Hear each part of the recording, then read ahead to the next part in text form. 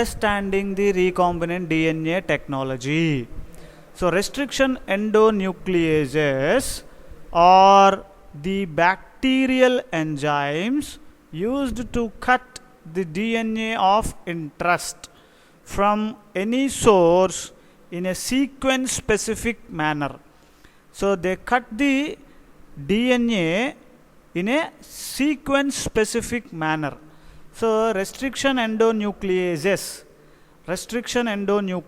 that is why they are called as molecular scissors. Scissor, we use it for the cutting of some cloth or something. We use scissors, we use for cutting purpose. So, similarly, you are cutting the DNA of interest for rDNA technology.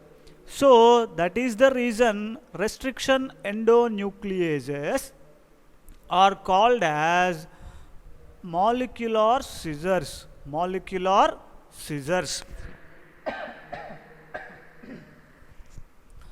So, the restriction endonucleases, they restrict the growth of other DNA in the medium, and they are called as restriction enzymes.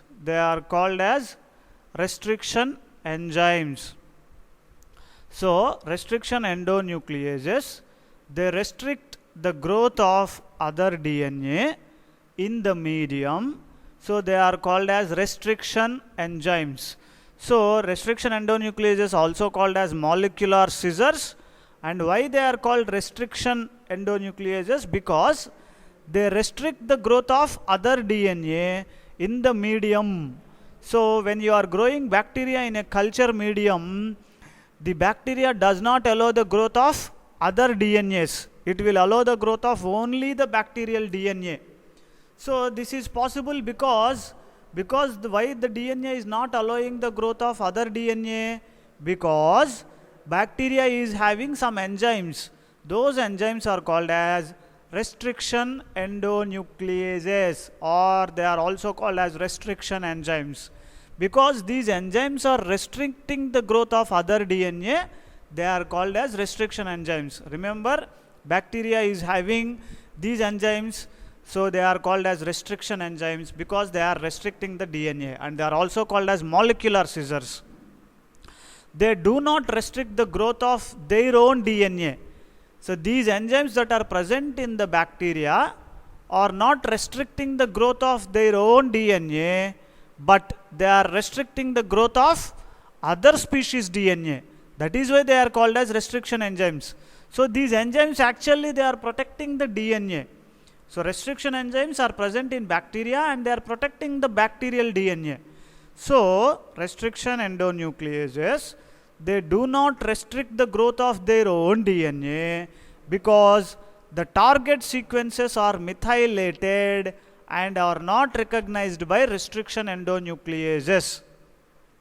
So, other species DNA, if they found these enzymes, they go and cut these other species DNA because they recognize their own DNA.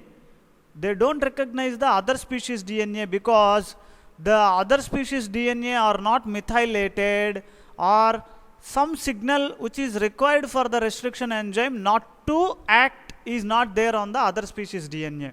So, one is methylation.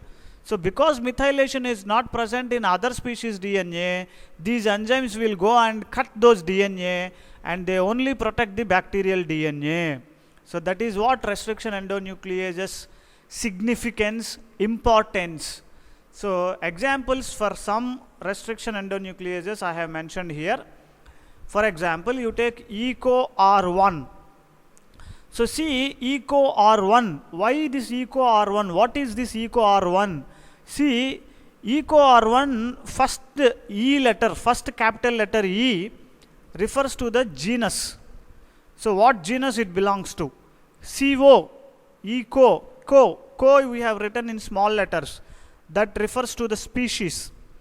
R refers to the strain.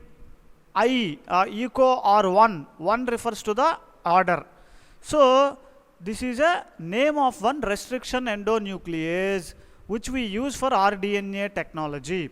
Similarly, another example of restriction endonuclease is EcoR5, and another example is BAMH1.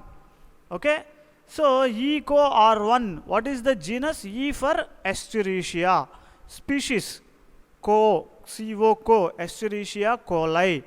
R is a strain. You know that there are two strains, rough strain and smooth strain. So R is a strain. One is the order in that strain. So EcoR1 is an enzyme that is produced by the Escherichia coli rough strain bacteria, which belongs to first order. Similarly, EcoR5, Escherichia coli rough strain fifth order, fifth is this enzyme belongs to. Then BAM